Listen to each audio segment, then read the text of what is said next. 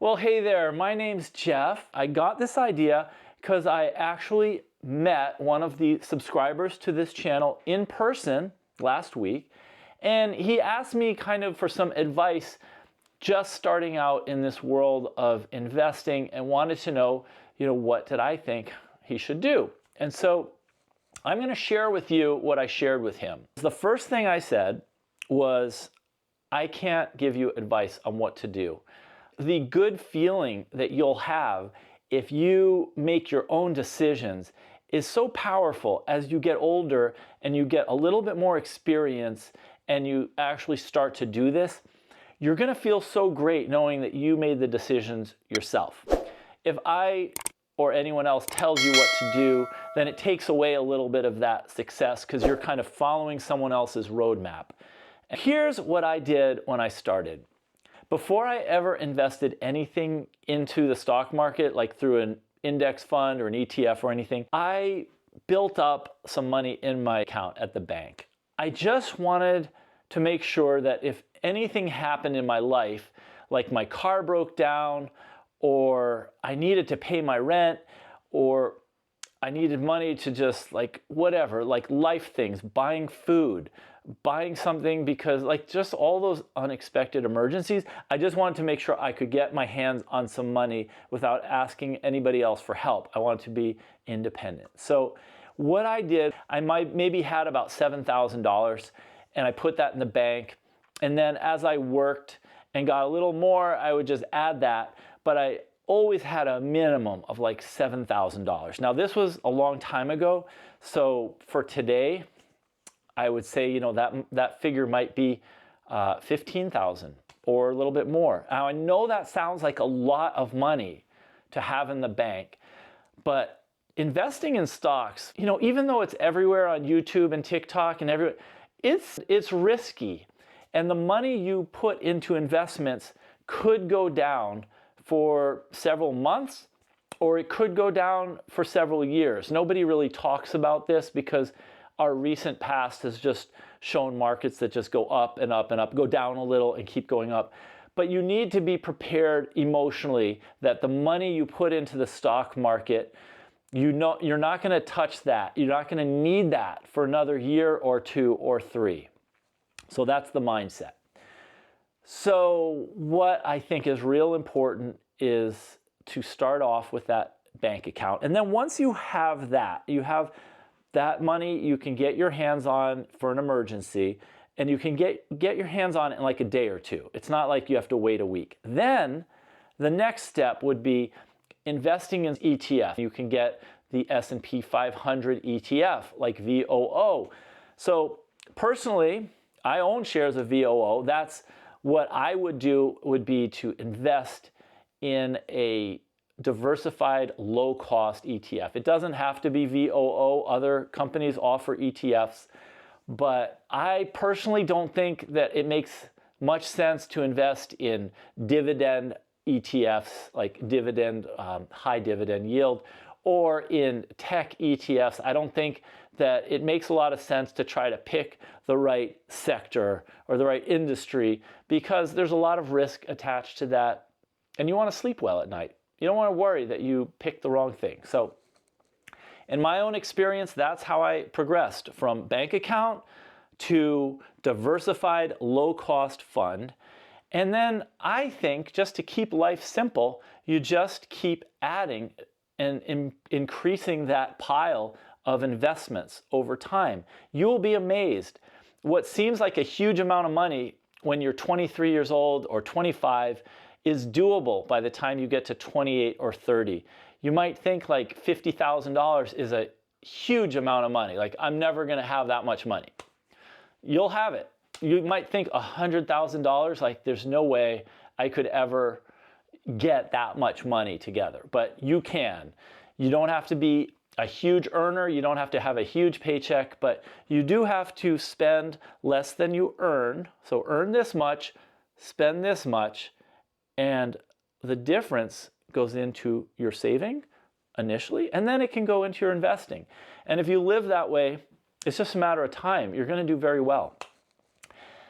After you have started to build up, let's call that your core, like your meat and potatoes of your investment is diversified, you're not betting it all on one stock or something, then I think it can make sense to make individual stock selections. You can consider doing that once you already have your foundation, your base.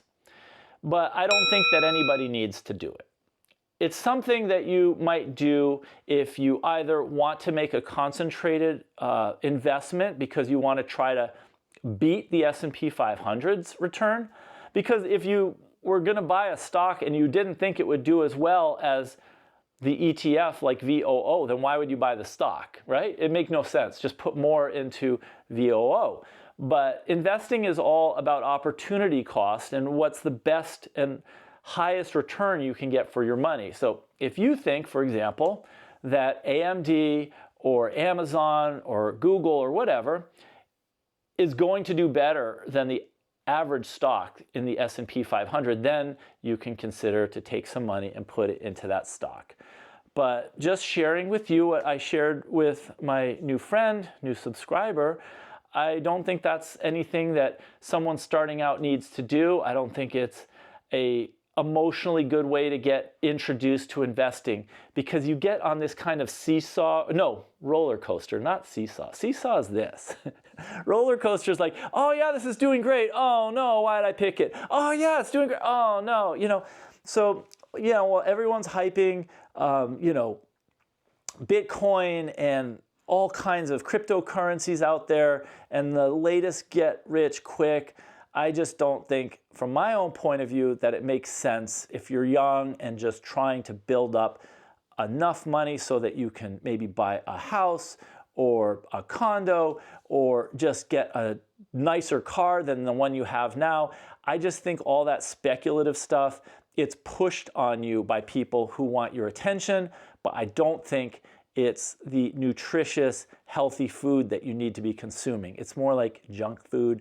It's short-term burst stuff, but it's not sustained energy. So those are my thoughts. Yes, there are more ETFs out there. I've talked sometimes about VTI on this channel, the Vanguard Total Stock Market Index. I think that's also a useful ETF in addition to VOO, but I don't think your returns are going to be all that different over a long stretch of time, whichever of those two you choose. I think the key is to keep the expense ratio, the ER. Whenever you read about an ETF, you'll see that expense ratio. You want to keep that low because that's more of the returns that you get to keep instead of paying them to a investment management company. So you want to keep as much of the returns for yourself, and you do that by investing in a low-cost ETF. If you have any questions about things that I've discussed, please put them in the comments. Again, this is not advice to anybody, but I just thought, if there are other people out there who are wanting to get started, get beginners, just like want to know, what should I do? I just thought, you know what, I can tell you what I did. And safety first, build your cash pile, put it in an account where you can get to it when you need it. And once you've taken care of that, then consider a low-cost diversified ETF like Vanguard's S&P 500 ETF, VOO. And by all means, I didn't even say this, but it goes, I think, without saying, pay off those credit cards. Just get rid of your credit card debt. There's no way you're going to get ahead in life owing other people, 15%, 20% on your money. It's just a uphill battle constantly. So before you ever do any kind of investing, pay off all of that high interest credit card debt. And I wish you the best in all of your endeavors. And I hope that this video has been helpful to you. And I hope that I can be helpful in any questions that you have. So put them in the comment section. Just boop. That's the boop of sending that little message. And then I'll get it. And you know I love to hear from you guys. You know how happy it makes me because I respond. I think I've probably responded to all your comments. And it's the best thing. Better even than making these videos is just the feedback I get from the viewers to this channel. So put your comments below. Tell me something about yourself. Where do you live? Just in general, you know, US, Canada, Brazil, Italy, and maybe Thailand. And also, yeah, subscribe to the channel if you haven't already. And I mostly do videos about stuff like investing in small company stocks, ETFs, the occasional photography video, maybe some photo gear. I like to talk about those camera backpacks. So if that's something that interests you, do subscribe, hit the notification bell, and then you'll get a heads up whenever I make a new video. Thank you so much for being here, and I look forward to seeing you in the next video.